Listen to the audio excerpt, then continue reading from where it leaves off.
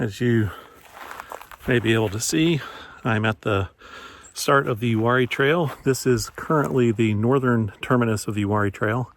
This is the Walker's Creek trailhead, newly opened within the last several months, actually last year.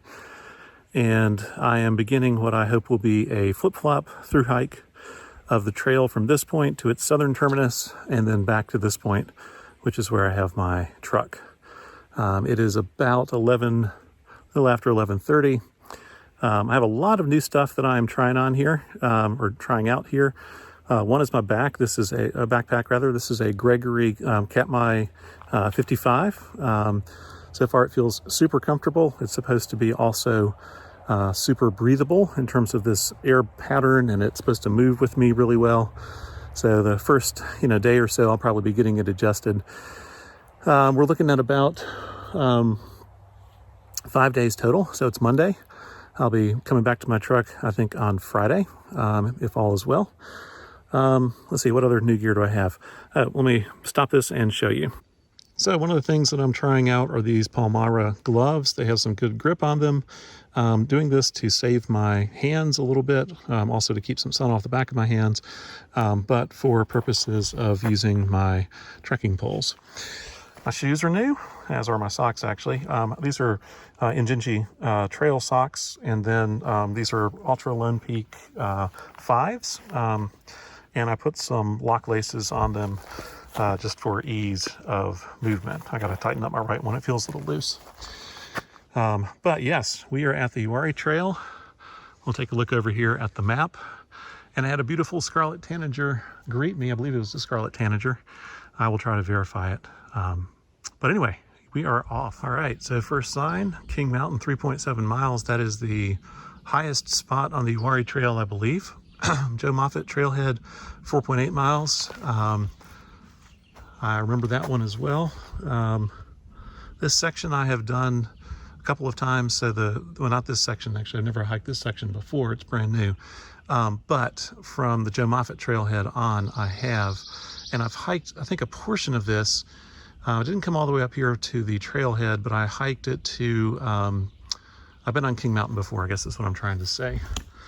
So let's go take a look over here at the map, the usual stuff, leave no trace, all of that. And yeah, so I am up here. My plan for today is, I think I'm trying to camp somewhere down here, maybe somewhere here.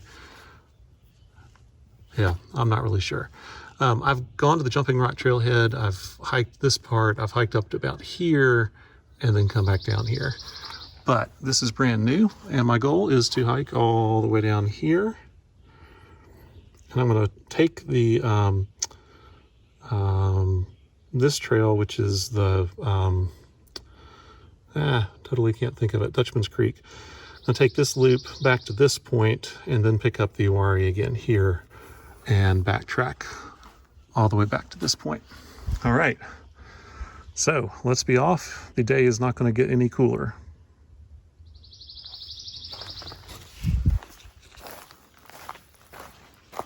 I'm about 100 feet down the trail and came across some kind of sizable little animal bone. And also, as you're talking about decomposition, these gorgeous coral fungi.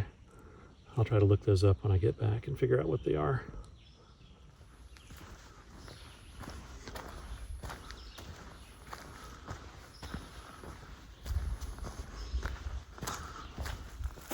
So relics of this area's past.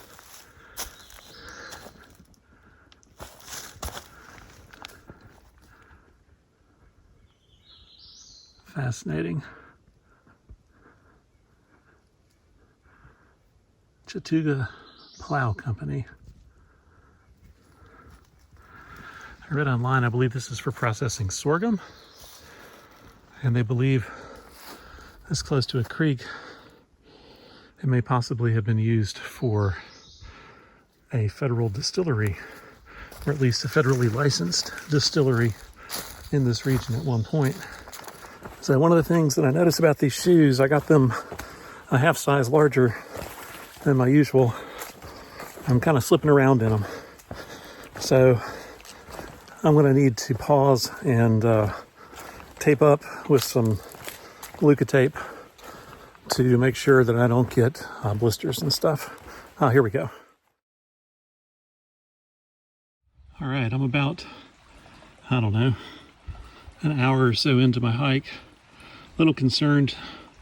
My feet are slipping around in these shoes in terrain going up and down. Obviously, I have a whole lot more of that. So pausing, I'm going to let my feet air out, massage them a little bit, and then I'm going to apply some Luca tape. And that should help with the friction. All right. Well, there you go. Basically, ball of the foot, heel, and back of heel. And hopefully that'll help.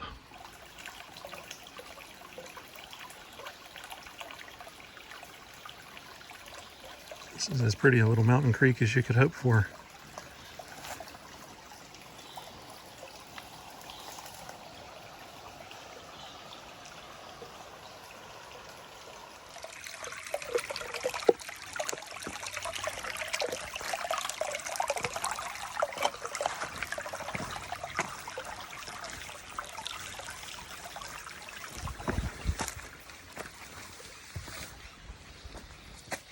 Onward. All right.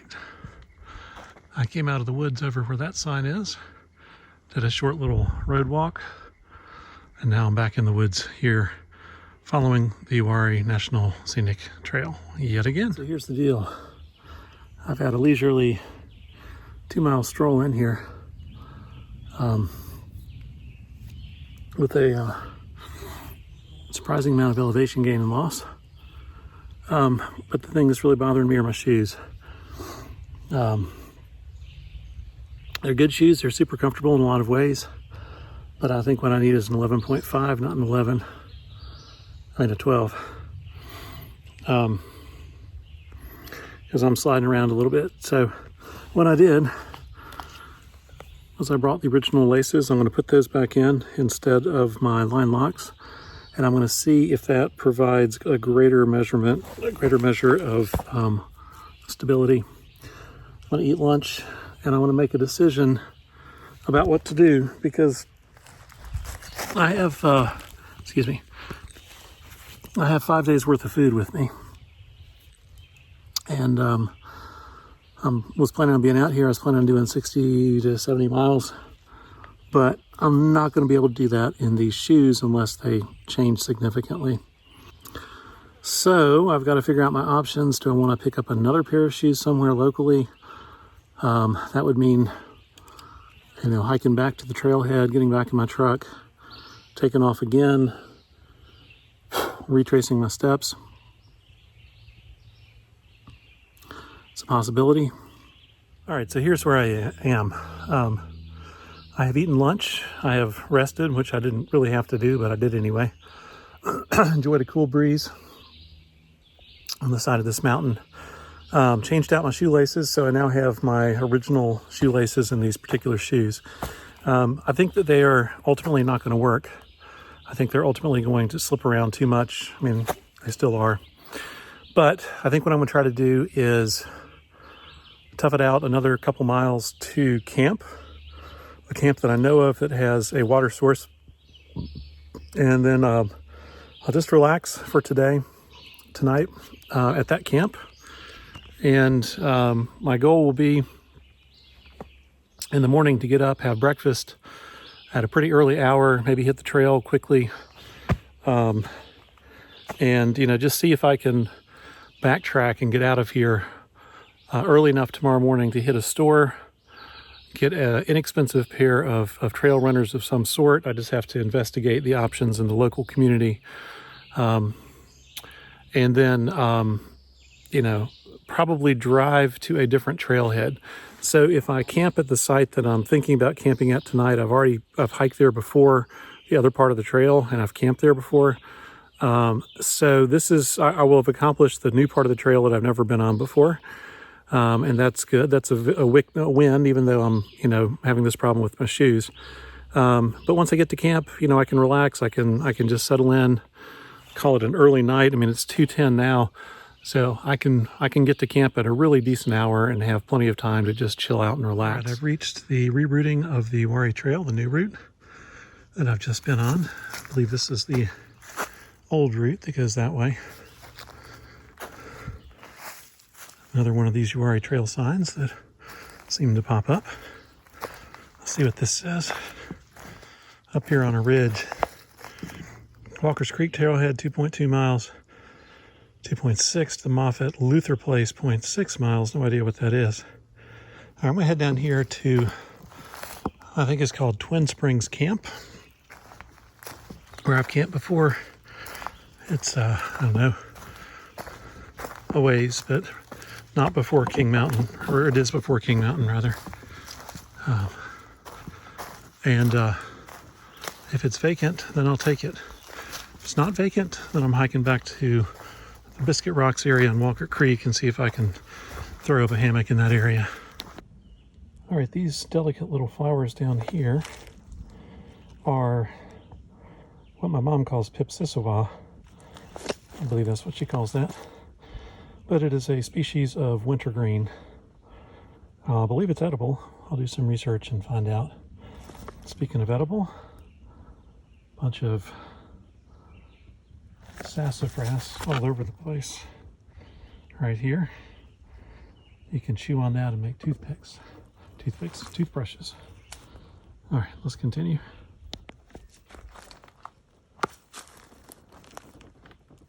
Toad number 2.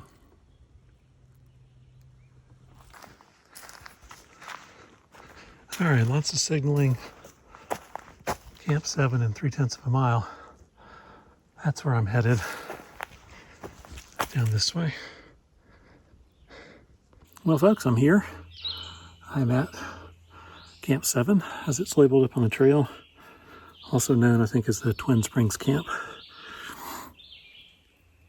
I'm going to have a beer.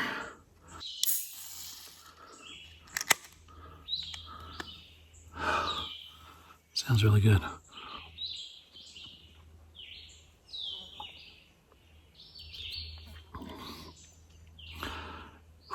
It is really good.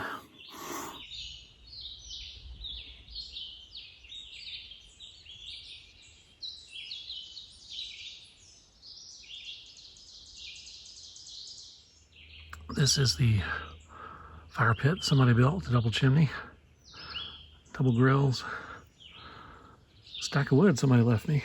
Took off shoes and socks because that's when I stopped. Well, I've done a little bit of organizing in camp. I'm starting to carry anyway, this piece of cord that I got from Lawson Klein. It's reflective. It's about 3 millimeters maybe. And what I have done is I have just used cord locks and tied different kinds of hooks to them. And basically it's pretty lightweight, but it gives me an in-camp organizer in a ridgeline kind of fashion. And then I just put a stick through another piece of cord and it's holding up my pack over here. I wonder if these are miniature chanterelles.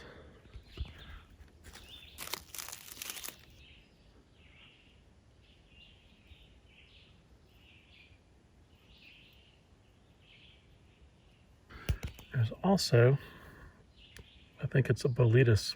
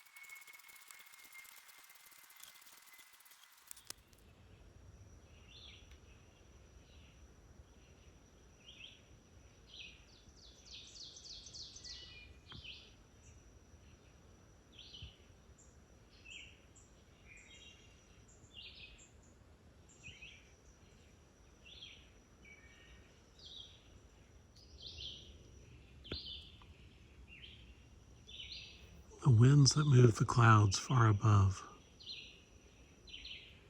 are just that, far above. The canopy is calm and quiet. Not a leaf moves.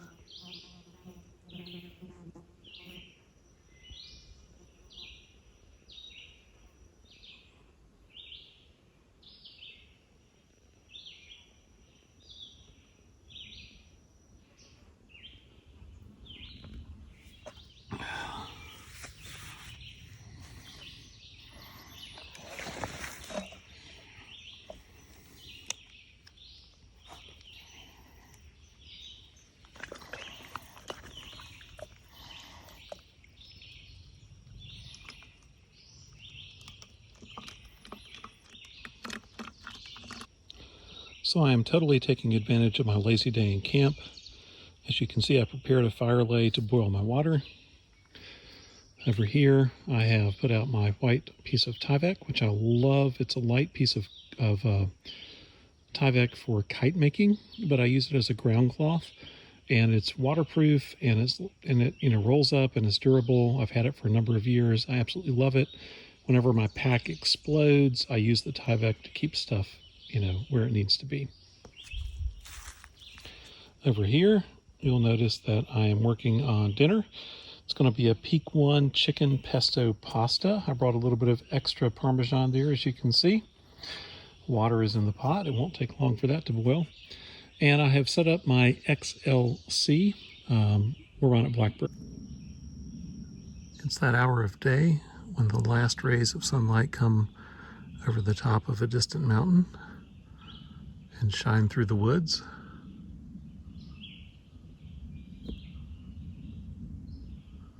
You can see where.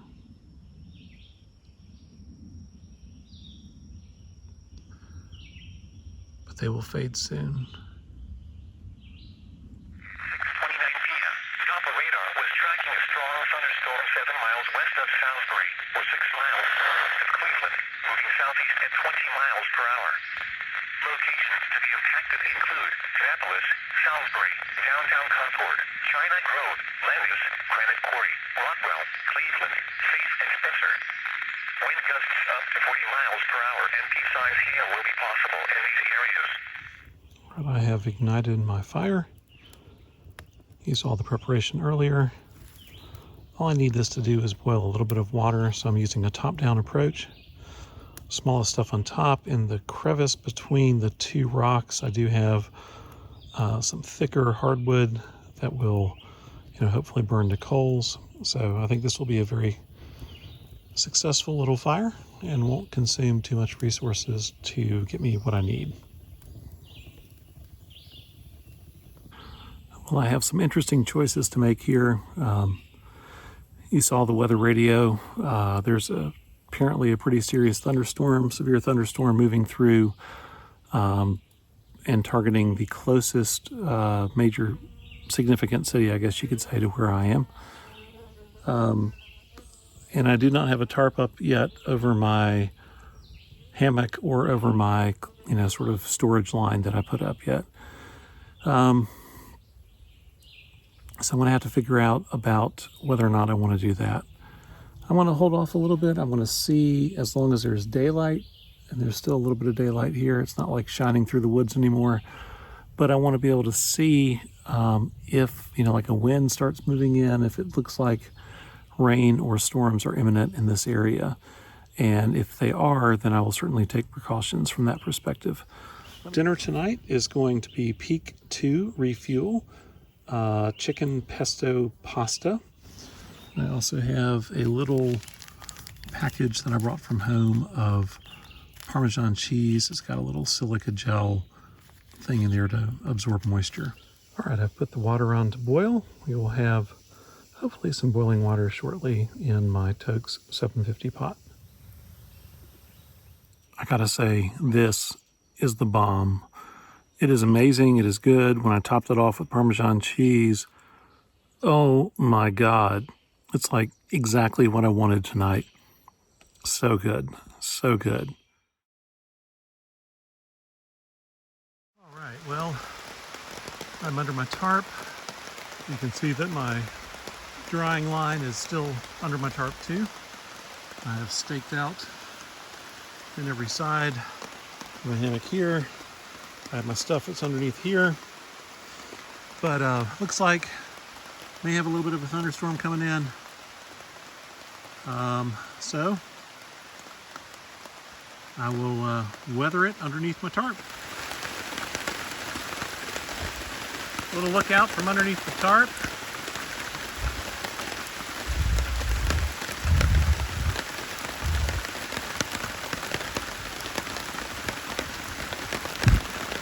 Wind is picking up a little bit. Zoom out.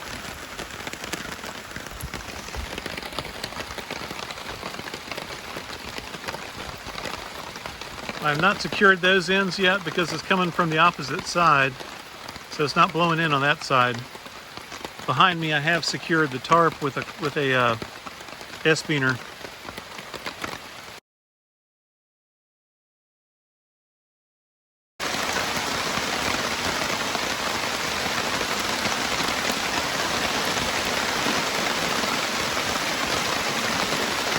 Winds are definitely picking up here,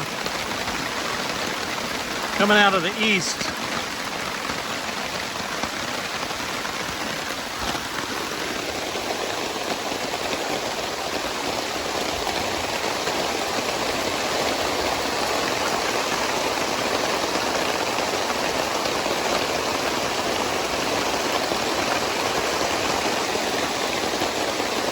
Pretty intense rain right now.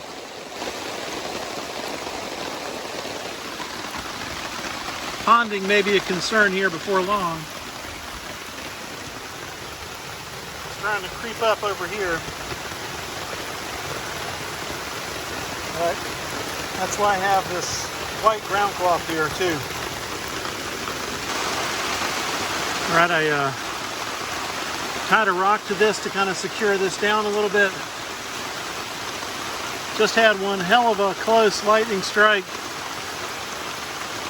Lots of thunder, lots of rain coming down here. Glad I have my hammock tonight, but Lord, I'll be happy when this storm passes, that's for sure. It's a serious summer thunderstorm here. So as I recall, universal lightning precautions tell you to crouch down on your feet, hopefully on a piece of closed cell foam. Rain is lightning. I'm really hoping the storm is mostly past. Of course, lightning remains a threat after it's passed. Very intense storm though tonight. Well, obviously the water has inundated somewhat under the tarp, but not, well, it's creeping close to my white sheet, but hopefully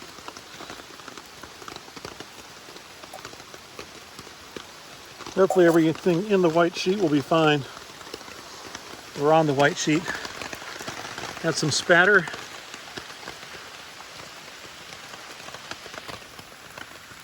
As you can see on my backpack, just from the rain coming down. Ooh, I think most of it's passed. Well, the storm has powered through with its power and fury and left these really pretty skies behind. Gotta zoom in a little. Some orangey pinky clouds. Man, it was one heck of a storm. Yeah, a real treat with these pink skies after the storm. You can see where they fade into white above. Looking again up the ridge. Really spectacular after that storm.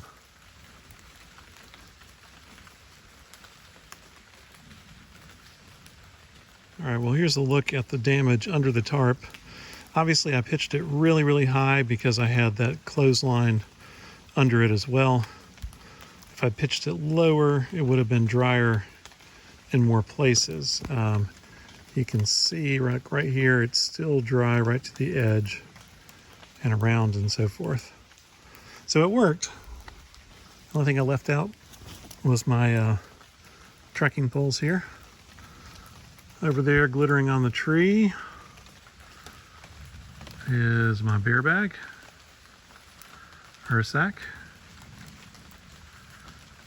And yeah, I think I'm gonna crawl in my tarp pretty soon. Call it a night.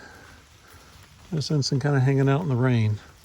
Could rain again, of course. Could be another storm coming through. Just don't know. Yeah, you might be able to read it more easily now. Pause it if you need to.